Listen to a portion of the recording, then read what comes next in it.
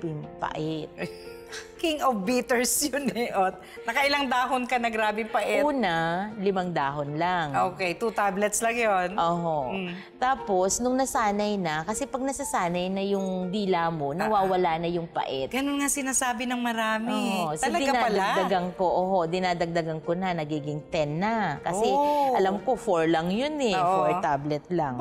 Improving. Tapos? Tapos, nung kaya na, dagdag ulit. So, magiging 15 kasi lumiliit at nauubos yung mga dahon. So, kailangan madami ng mga dahon. Okay. Lumiliit naman siya. Tapos, wala na ako nakakapa. Saka ako nagpatingin sa OB. Tapos, sabi niyang ganyan, wala yan. Sabi niyang ganyan, benign lang yan, party lang yan ng hormonal imbalance, ganun sabi sa akin. O di, sabi ko, okay lang kasi wala naman gumaling naman ako O di, okay na. Kailangan ko naman magpa-Trans B kasi schedule every year ko. Abay, nalaman naman, may bukol na naman ako doon sa aking matres, may mayoma na naman ako. Ay, alam ko na rin kasi nag-aaral ako, nakadalawang libro na ako ng kasusulat ng mga nagre-research ka? Nagre-research ako. Hindi yun po, yung lahat yung po ng sinasabi nyo, sinusulat ko yan, may petsa pa. So, nung mga pangalawang libro na ako, dami ko nang napag-aralan doon na tungkol doon sa mga bukol-bukol. Di kailangan ko nang gamutin ang sarili ko. Kasi, that time, nagtayo na ako ng binuo ko na yung fan page. So that was in 2014? Yes. Pero yung bukol mo sa breast at yung mayoma, nandun pa? Oo. Tapos, nagbuo ka ng fan page, hindi mo pa nga napapagalingan sarili mo. Sa fan page, nabasa ko kasi, ang dami mong tinutulungan. Pero gumaling na yun kasi yung lalamunan ko. Nagawa mong pagsabayin, natulungan ang sarili mo sa natural na paraan ng paggagamutan at yung pagtulong din sa iba. Madali po sa akin mag-advise sa kanila kasi naranasan ko sa sarili ko Alam ko yung mga bawal, alam ko yung ginamot ko kahit ganun lang, ang bilis gumaling. So, tapos itinuturo mo pa saan hiling-galing pupunta at bibili sa ang outlet. Ni-research ko po yung lahat ng mga outlet na yan. Pinagtitextan ko po yan sila. Para malaman ko rin na, ito, tumawag kayo dito sa number na ganito. Tapos, yun ang ginagawa ko lagi. Pag may nagtatanong asa ng outlet, ibinibigay ko doon sa may mga outlet. Hindi ka pa namin kilala noon. Nakilala ko po si G, pagte-text niya during the program. At doon niya po sinabi na nag-create siya ng fan page na sarili niya para sa hiling-galing. Hindi ka rin tumigil hanggang sa gumaling ang bukol sa breast, hiling-galing oil lang. Yes. Plus serpentina leaves. Yung tsaa. Tapos, nung na-find out naman ang mayoma, kailangan na ng herbal calcutab noon. Opo. At kailangan na mag-vaginal steaming. Okay. May vajayjay board ka ba o gumawa ka lang ng sarili mo? Gumawa lang po ako. Okay, pwede naman. Gumawa lang ako ng sarili ko.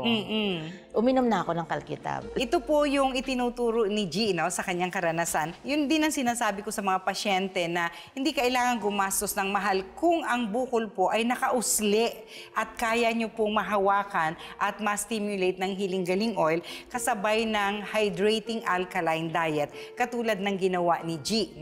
Pero, kinailangan na niyang uminom para internal naman na tulong sa pamagitan ng herbal calcutab, 10 tabletas ang ininom mo. 6 po. Matipid, 6. 6 lang. Meron sariling dosage. 6 tablets ng herbal calcutab after meals, 3 times a day. Kasabay ng how many times a day na vajayjay steaming? Ay naku, once a day lang po. So, inabot ng gaano kabilis o gaano katagal bago mo nalamang wala ng mayoma? Pag nung naregla na ako, ayun, may lumabas. As in, ganito kalaki. Kasing kamao ang lumabas. Ang tawag nila doon, para pong atay, sinasabi ng pasyente, itsurang atay ba? Opo. Ayun, kaya sinasabi nila, atay po ang lumabas. Sumigaw ako. Natakot ka? Sa CR ako, natakot ako. Sabi ko, may lumabas. Yung kapitbahay ko tumakbo. Nanginig po yung yung tuhod ko sa takot. Kasi bumulaga sa labas Okay. Yung after kong pagtayo, gumanon siya. Takbo siya. Ano nangyari? Hindi po kasi ako nagsasara ng CR pag ako pumupunta sa CR. Ganun ba? So, dire-diretso. Tapos sabi niya, ano nangyari? Ano yan? Nakunan ka? Sabi ko, hindi ah. Isang piraso lang pero malaki. Isa Isang lang. kamao ang laki. Yan na yata yung bukol kasi umiinom ako dun sa Hiling Galing. Talaga? Aha. Eh, natuwa naman siya. Sabi niyang ganyan, sige nga, tingnan mo baka may dugo lang. O di kaming dalawa, Dinaisect nyo pa? Para kayo mga scientist? O... Para malaman namin kung dugo lang, ibig sabihin madudurog. Okay. Kung laman, ibig sabihin yun na talaga yung bukol. Okay. Ayun na nga, after nung mga 5 days, o di nagpa-check ako. Nung nagpa-transb, sabi niya, ano ginawa mo? Bakit po? May bukol pa? Sabi niya, wala na eh. Sabi ko talaga? Sabi niya, oo, wala ka ng bukol. Eh di po ngayon, naglakas na yung loob ko talaga doon sa mga taong naghihingi ng advice. Ayun. Kasi isa po ako sa gumaling, kaya try nyo din. Ayun. Hanggang sa tuloy-tuloy na yung pagdami ng tao. Umabot na nga kami. Actually po, umabot na kami niya ng 400 plus. 1,000 followers po. Kaya lang, kapag may nag-promote, binablock. So, everyday, minsan po inaabot 50 ang everyday. Minsan sumusobra pa ang napapaalis.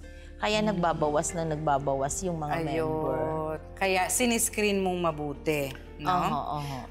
So, sa ating mga taga-subaybay po ngayon, bukod sa Hiling Galing Official Facebook account, yun lang pong solid fan page ni G. Rivas ang legitimate. Kasi po may gumagamit ng Edinel Calvario na Facebook at nagpapa-order ng Hiling Galing products. Huwag po kayong maniwala doon. Wala po akong personal na Facebook account o anumang mga social media account. Wala pong nakapangalan under Edinel Calvario. At wag po kayong o-order doon sa Edinel Calvario na yon. Fake po yun. No? At kukunin po ang pera nyo, tapos pag nasa kanila na ang pera nyo, ibablock na po kayo at wala kayong Hiling Galing products na makukuha. Pero pag si Ate G. Rivas, garantisadong konektado na po ito sa Hiling Galing. At actually, siya po ay dealer na ngayon ng Hiling Galing bilang naturopathic practitioner sa Iloilo, no? Kumusta naman ang pagsisimula mo bilang naturopathic practitioner na sa Iloilo? Masaya? Masaya po. Nakakapagod kasi ang dami-daming pasyente. Pero nakakatuwa kasi hindi lamang ordinaryong tao yung aming mga pasyente. Opo. Kahit doktor. Kahit doktor, nagpapacheck up sa'yo? Opo. Nasa harapan po kami ng Hall of Justice. So kahit judge, kahit Ikaw mga ang doktor abogado, nila? ako yung doktor nila. Merong cardiologist na nagpapatingin ng kanyang puso. Okay. Yung cardio doctor nagpatingin sa'yo at napagaling mo naman. Gumaling. Okay. Merong professor ng mga doktor. Teacher pa ng mga doktor ito, ha? Sa'yo kumonsulta. Sa akin kumonsulta. At dahil sa Serpentina, in 10 days, Gumaling. nag-normal ang sugar. Okay. Na 15 years nang may diabetes. Na pinagmamalaki niya na kahit doktor na tinuruan niya, na naging espesyalista na doon sa ibang bansa, hindi siya kayang mapagaling. Pero dahil sa Serpentina, 10 days lang, ay gumaling. Merong surgeon, nag-o-opera, pero siya ayaw magpa-opera. Nagpunta ng outlet dahil merong gallstone. In 3 weeks time, nawala yung kanyang gallstone. At maraming salamat sa tuloy-tuloy na naging tiwala mo, G, sa Hiling Galing. Kaya may treat sa'yo si Chef Jeremy Fabia. Eto na ang ating chef. At siguraduhin mong masarap yan kasi masarap magluto si G O sige nga, tikman mo ang pinamagatang Cup of C. Cup of C. Kasi maraming C di ba? Yes. Oh. Cooling effect ng carrots, ng chicken, cilantro, corn, celery, ayun. Uy, ang sarap. Oh, ayan. Sana ay may natutuhan po kayo sa ating episode ngayong umaga. Maraming salamat, Chef. Thank you, Doc. Thank you. G, ang ating bagong naturopathic practitioner. Until next Sunday morning, sa susunod na episode po ng Hiling Galing, ako po ang inyong kapatid sa kalusugan, si Dr. Edinel Calvario, na lagi nagpapaalala, kapatid, may hatid na kalusugan, ang lunti ang kalikasan. Happy Healing Morning po!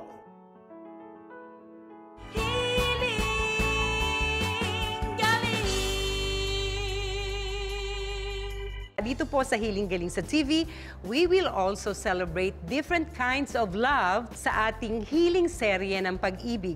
Natuklasan po ang dahilan ng hindi pagdadalang tao ni Raquel ay ang pamamaga ng kanyang fallopian tube at ang isa pa ay ang polycystic ovarian syndrome. Ano po ang halamang gamot para sa mga taong may sintomas na laging kumikirot ang itlog at puson? It's a beautiful morning. It's a beautiful month because it's the month of love. Tawag ko dito ay Youth Tube. Pa-ultrasound po ako, yun po, may hydrosalpinx daw po ako. Hindi po magkakaanak. At matapos ang isang buwan, nagpa-check ka na. Nagtataka nga rin po sila kung anong ininom ko po. Uminom po ako ng Healing Galing. Makakabuo na kayo ng bunga ng inyong pagmamahalan. Love heals. Yan ang motto ng Healing Galing ngayong Month of Love. Tunghayan ng mga kwento ng paggaling, The Healing Galing Way, with Dr. E sa Healing Galing sa TV, Year 4, Sunday, 7 a.m. Get it on 5.